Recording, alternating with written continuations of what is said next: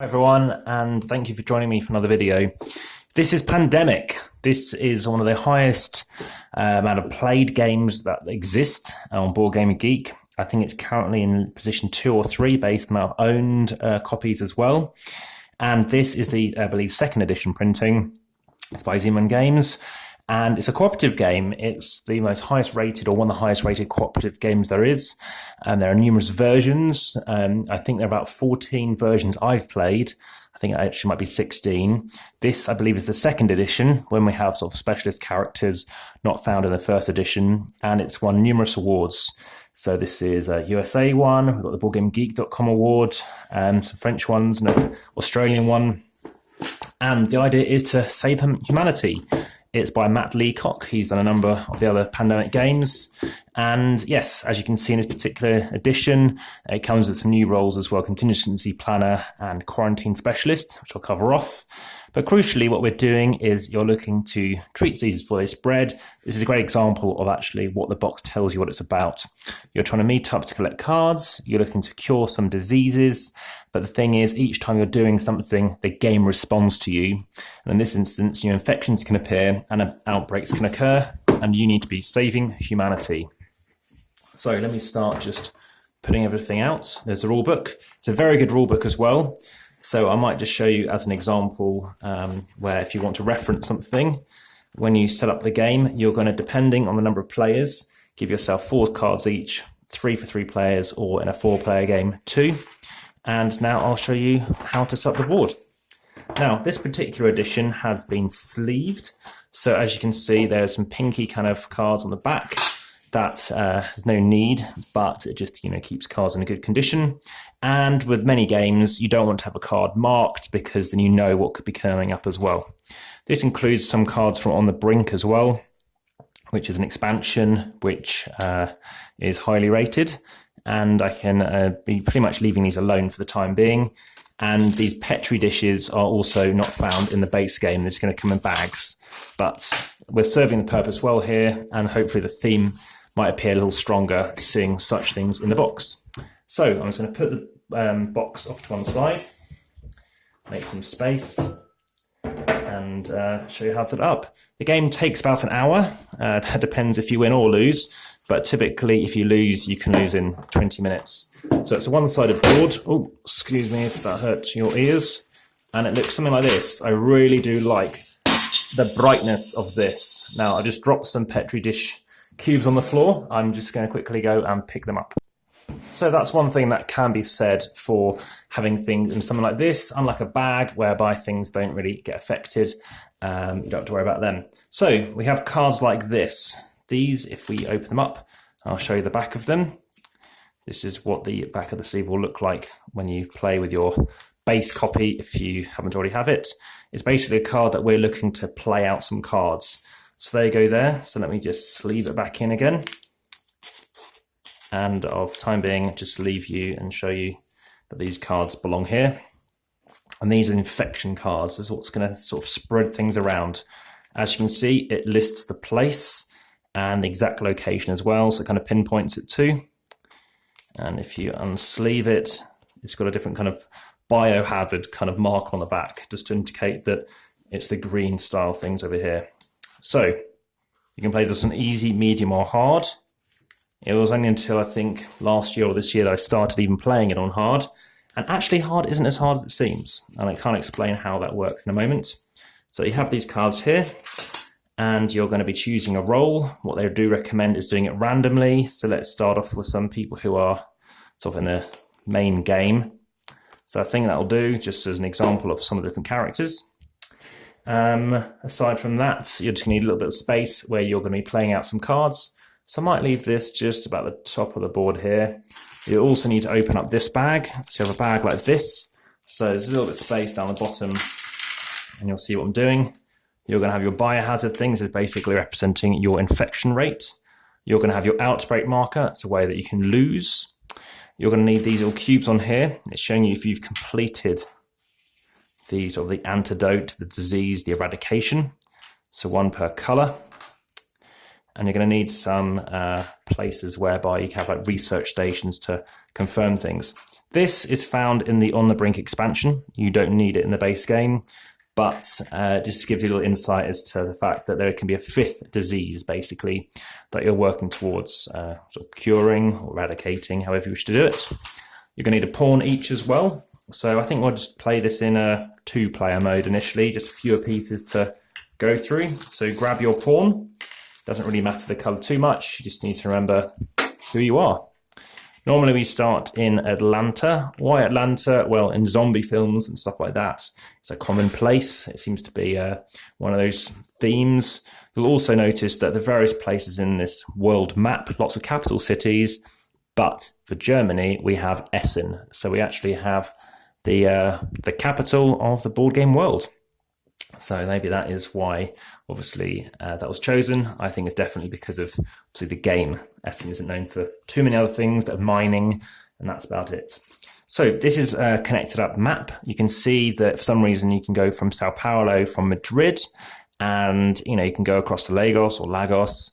And sometimes if you want to go from Manila, it has a little information on the side saying San Francisco. So the whole globe does kind of meet round. So what you need to do, you're going to be getting some cards each. So you're going to shuffle and give amount of cards equal to the number of players. So I mentioned 4, 3, or 2, depending on if you're playing 2, 3, or 4-player game. These countries, basically these places that you can help cure.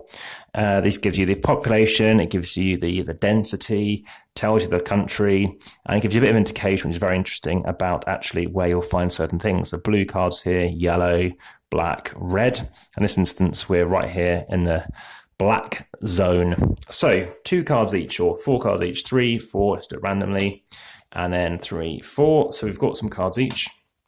Regarding the rest of the cards, obviously there's an even mix of all different things. I think there's 12 cities of each colour. So this basically is going to be in the discard pile. We don't, or not the discard, the face down pile of your draw pile. So we're going to choose our characters, or it'd be randomly assigned. So we're playing 2-player. Let's go for just very basic characters, the researcher and the scientist. So, as an example, the person will read out that they're the researcher, and now we know their abilities, so they'll read out what it states, unless everyone knows the game, which is, as an action, you may give, or a player can take, any city card from your hand. You must be in the same city. The card doesn't have to match the city you are in. So, in this instance, you simply have to be in the same city, but you don't actually have to go to Sao Paulo and swap Sao Paulo. So that is the advantage of this person, and I'll explain the basic actions in a moment. But I'll skip the bottom bit as well, because that is a different kind of thing. Over here, it's the scientist. You only need 4 cards of the same colour to do the discover or cure action. I'm talking about the abilities, and now we're going to talk how you resolve things. In the game box as well, there is going to be some further bits. So we've talked about some of the character abilities. We're going to just skip all the rest of them. We're going to have some epidemics that we're going to be dealing with as well. Unfortunately, somebody else packed this away. We're going to have these cards here, which are basically unfunded events. These are things that can aid you. And there should be some player aids, but it looks like they're not actually in this packaging. Basically tells you different things you can do on your turn. So in this instance, all of these do get shuffled into here. But typically you're only shuffling in, maybe 5, or depending on how many. So somebody might be starting off with this card and they can play it. This turn, remove 1 disease cube from each city to the players they're ferrying into, basically. You have the airlift, move any 1 pawn to any city, get permission before asking them. That's a classic game card that you're going to have. These other ones are just special cards. So I said these are some extra things you can consider once you've already played Pandemic to your satisfaction and you fancy maybe going for some expansions. So here's another one. Resilient Populations is another base card. Remove any 1 card in the infection discard pile from the game. You may play this card between the infect and intensify stages of an epidemic. Forecast, you can draw, look at, and arrange the top 6 cards on the infection deck, put them back in any order. You have skip the next infect city stage. It's a very good card to have. 1 quiet night. It's probably the best. I think everyone loves that card. Add 1 research station to any city, so no discard needed. And yeah, so those cards we mixed into here. Now, just out of simplicity, I'm just going to cover off the majority of what we're dealing with.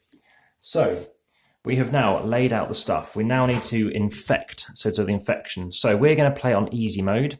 So you're going to have 4 piles. 1, 2, 3, 4. We're not going to play with these extra cards, so they're just going to go back away again. So they're going to go in this stack here. Then what you do is you shuffle this up, and then you will, sorry, that was the right one, but it's this stack that we shuffle up. So we handed out cards each. It's the very first thing to do and important to remember. You need to make sure they're correctly orientated. They are. And the backs of sometimes the infection cards can be slightly noticeable as well. So that's something to bear in mind. So you do all this through the entire game. It won't take much longer. I'll just briefly tell you about some other games in the Pandemic line. So there is Pandemic Fall of Rome. That is also by Paolo Mori. He did Rise of Augustus, another Italian game. Obviously, he's an Italian guy. There is Rising Tide, set in the Netherlands, whereby you're trying to stop flooding or control the water. There's Pandemic Iberia, which is highly rated, which is where you're moving around Iberian Peninsula, sometimes making some railways to sort of transport and aid people. So you're now going to take your card. Remember, you're going to have an epidemic card in here. So you're going to shuffle this up, and that is going to form your base pile here. You're going to do it again. Now, if you happen to have more epidemics, you'll see that it does in fact change a certain something, which I'll get on to. But whilst I'm just doing this, there's also a legacy game that has been designed, and that is also by Rob Daverow, Pandemic Legacy Season 1 and Pandemic Legacy Season 2. I like Season 2 for more, just more open worldness to it. And Season 3, I believe, is due in the spring of 2020. And it's kind of Return of the Jedi-like, with apparently there's going to be forests and different places you can start off in. So you have 4 stacks. Now you could end up with the bottom of the first stack, you have an epidemic. The next card also has an epidemic. Right, now we need to infect the grid. So we're going to take the first 3 cards. So we have Santiago. So we grab our chips for that. And we're chucking out 3 playthings on Santiago. 1, 2, 3. The second card is Istanbul. So get the black cubes. And put 3 on Istanbul. 1, 2, 3. The final one with 3 cubes gets Moscow. So that also gets 3 cubes. And if you look, it's next to Istanbul, which is worth bearing in mind. 2 cubes go on Kinshasa. So I've never been to Kinshasa. There it is. In fact, I haven't been to other 2 places either. But I did have reservations or bookings for those places. Los Angeles, LA, been there a few times. That goes on there with 2. And then we have St. Petersburg, which I do have flights for, coming up, which I'm planning at the minute to not be attending, just due to the visa costs. So now we have a final card of each. Buenos Aires, been there. And then another card, Osaka. Checking that out. Unfortunately, due to the whale killing, I've limited myself from going there. Cairo, been there a few times too. Cool. So now we have 9 cards out, and that's what's happening. So now it's down to player turns. Well, let me explain what you can do on your turn. So the player aid cards basically condenses all of this onto a page. So what you can do in your turn as an action, you'll have 4 actions per turn. You'll do all your 4 actions before the next player moves. Is you can drive or ferry. So basically I could go cross 1. That's ferrying maybe. Or in this instance, just moving. It just seems to be out of the water. You could basically drive, you could ferry. It gets down to maybe Miami or something, or Mexico City. Well, anyway, as an example, you can drive or ferry. You can do a direct flight, so you can discard a card. So we've got these 4 cards. I've got Istanbul, etc. I could discard Istanbul to go all the way to Istanbul, which could be quite handy because we need to start doing stuff over there.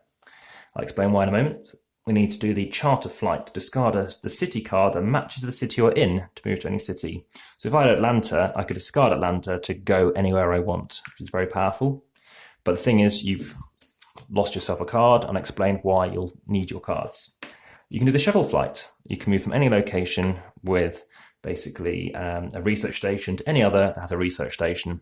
So it encourages you to have research stations. So you're spending cards to get them out, as you'll see in a moment, but at least you're not having to spend any more cards.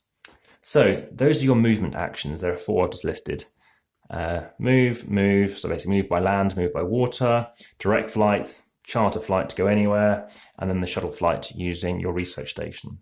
The other actions are to build a research station. So you discard the city card that matches where you want to be at, and you place a research station there. You then take the research station from the pile and basically stick it there too. If you get all 6 out on the board, you need to take it from somewhere else on the board, put it down if you want to do a different one. You can treat a disease. So you remove 1 disease cube from the city that you're in. So I could be, move an action for 1. I can then remove a cube. So that is to treat a disease. If you have removed all the cubes from the board of that color, you've cured it. Now, when you cure it, you basically do something like that. Okay. And then later on, you can do that if you eradicate. You eradicate, I'll come on to that later on, but basically what you're looking to do is take all the cubes off the board. If you then move on to sharing knowledge, what you're doing there is, we've talked about the research from the scientist. If you give the city card that matches the city you're in to another player, so the normal kind of action, if you've got Atlanta, you can swap that across.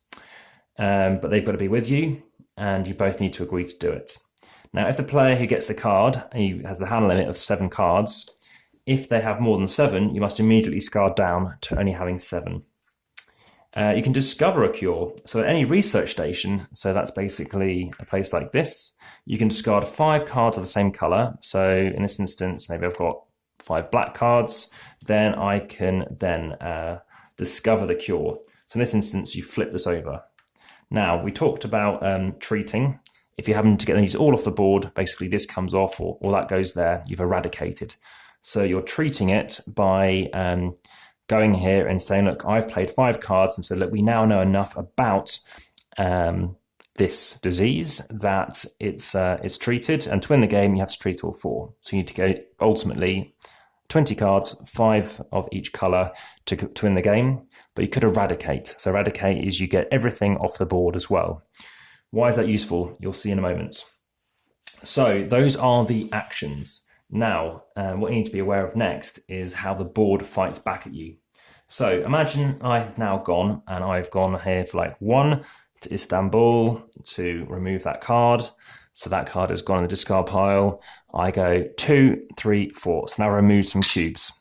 The thing is, what you do beforehand is you do your 4 actions. So you do your 4 actions, and then you draw 2 cards.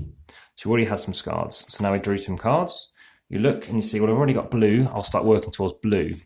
Now, the thing is, we've separated. So we need to think about actually staying together at some point, which in more players, it's easier, but you do start off with fewer cards. Now, for some reason, I'd lost. Oh, there's my Tehran card. And I've now got up to, 5 cards, say. I need to be aware of my hand limit of 7. So then you do your 4 actions. I've moved across, draw 2 cards, resolve any epidemics. So if a card came up, I'll show you what happens. Then discard down to 7, and then you infect cities. So you infect 1. That's one 2 to do. So Chicago, which I know is blue, is now going to have a cube next to it, which is handy because our other player is there. You do a second one because infection rate's 2. Paris, which is blue as well, has got a cube. Now it's back to this person's turn, and they can do something. So that's what we need to be aware of. Let me talk about what happens with an epidemic. So here's an epidemic. It was actually going to come up quite quickly.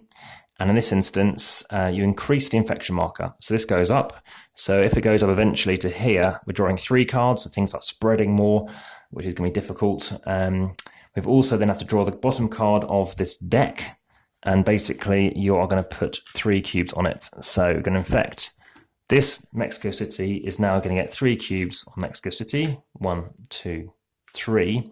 Then you shuffle, so you intensify, you get all these cards, and this is going to come in and fight us again. So what's already come out is going to happen again. Now, as an example, we would get Kinshasa, which has already got 1, and Santiago, which has got 3, which is a great example of showing you what will happen if that happened to have come up again. So these go to the top of the pile. But imagine we've just had Kinshasa getting 1, Santiago will get 1. I'll come back to what's going to happen there. But the third card is Moscow. So Moscow's, I'll show you in a reason why it's even worse. Imagine we have 3 here. So we get an outbreak. We have too many cubes. So basically too many occurrences or occurrences of the disease have been happening. So what happens is it spreads. It spreads to Lima. It's the only place it can go. We've had an outbreak. The downside is we've got more cubes we have to deal with. If this ever reached here, we die. So off the board and we die. Now, we also only have a certain amount of cubes. So if you have all these cubes out, you lose as well. So you lose here, you can lose here. They're the two main things to really consider. Now, in this instance, Moscow came up. So not only does it outbreak, it goes all these other places, which is why a place like this is a place you have to really watch out for. But St. Petersburg outbreaks as well. And then that'll also do it. So you get a double outbreak. So you'll keep chaining. It just can't chain back to Moscow. It can't go get 3 and then go back there again. So that's how it works. There are 3 ways to end the game basically for it to lose. I mentioned the outbreak. Basically, if you can't place the cubes down, or you cannot draw 2 more player cards. So this is the other way. So you don't want to hold off too long. So you always need to be considerate of that. I've talked to you about obviously how the turn ends. I've talked to you about these event cards that come up too, and I've talked to you about these epidemics. So with 4, loads of cards come out and we can end up all over the place. Now it gets harder with more epidemics. You've chucked a 5th or a 6th epidemic card in, because suddenly it's a bit more erratic, getting more cards coming out. You're not aware of what's going to be in them. Having said that, in a way, it can be easier to win if you're good at Pandemic, because actually you kind of know what the pile's like. You never need to memorize what is in the discard pile. You can make a spreadsheet or something. Not that I'm aware of anyone has done that, but I think it's really handy to do.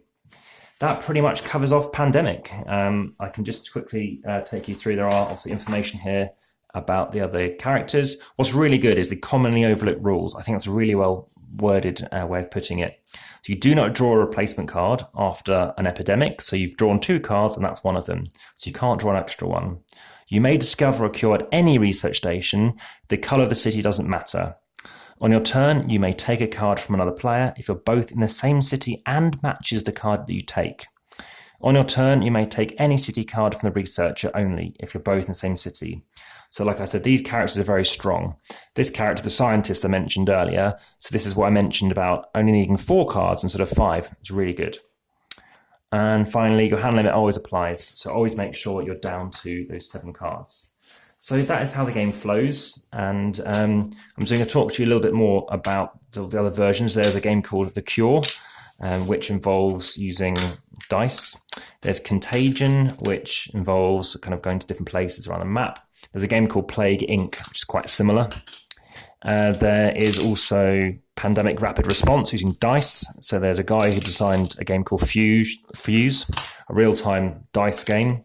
And that has now been recreated as Pandemic.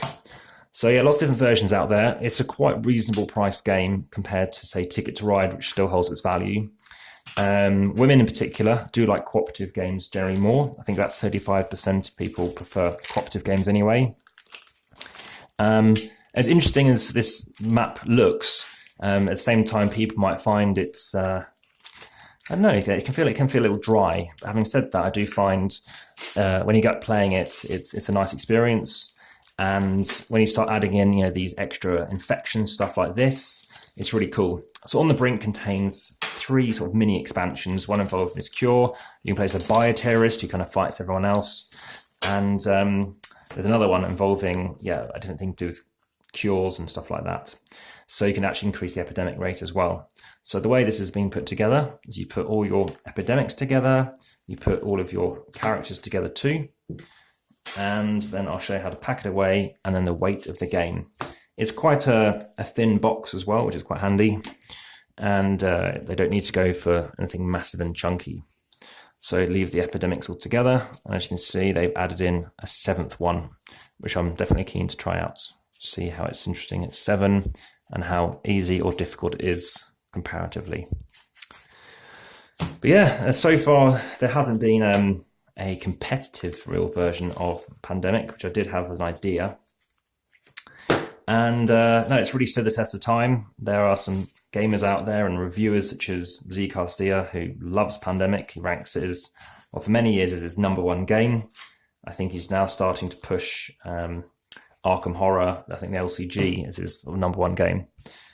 But yeah, quite a finished board, but extremely popular, has lots of fans, and the legacy game is highly rated on BoardgameGeek. It's ranked #2 and I think it was ranked 1 initially. So if you do like cooperative games, this is regarded as one of the pinnacles out there. It's obviously one of a number of games you can obviously consider and choose, but maybe you've come across this video and you've played Pandemic. Maybe you were keen to understand, is there a better strategy? Well, like I said, staying together is a really good strategy. If you want to consider mixing it up, changing those different kind of cards, I think that's a really good idea. Change around your characters. If you win as one character, make sure you vary it and consider, other powers. There are some characters that people find are harder. You have the Generalist, who I really like, who lets you do 5 actions on your turn as opposed to 4. The Quarantine Specialist, which basically, if something was going to outbreak where you're at, it doesn't happen, it doesn't impact it doesn't infect, and it protects everything next to it as well. You've got other characters that let you prevent and protect. The research station lets you create them without needing any cards. So there's a dispatcher who lets you fly your people around. So there's lots of really interesting characters, and I think they're all very much fun to play with. Let me just think how I want to stack these cards. So I'll stick those together, and then I'll stick those together too. As you can see, it doesn't take up too much space. And on the table, apart from laying out your cards, which really is only a hand limit of 7 cards, your cards are always visible as well. So you don't have to worry about people worrying what you might have. And if you're curious about any other additions or any other questions, you of course can leave comments in the YouTube feed. You can plonk the lid on there too. And then you can see the weight of this game. Now, it does include, obviously, the card sleeves too, so your version will be slightly different to this. And let's do it sideways. So you can get the tin version as well, the 10-year anniversary edition. 1,216 grams for, lots of game in a box. So this is Pandemic, and I hope you enjoy the video. A prolific illustrator as well, Chris Quilliams, is an American designer who's done this. And it looks very cool. So thank you very much for watching. Please do support and subscribe. And I look forward to bringing you more videos very soon. Take care. Bye-bye. And as it's before Christmas, Merry Christmas and a Happy New Year. Take care.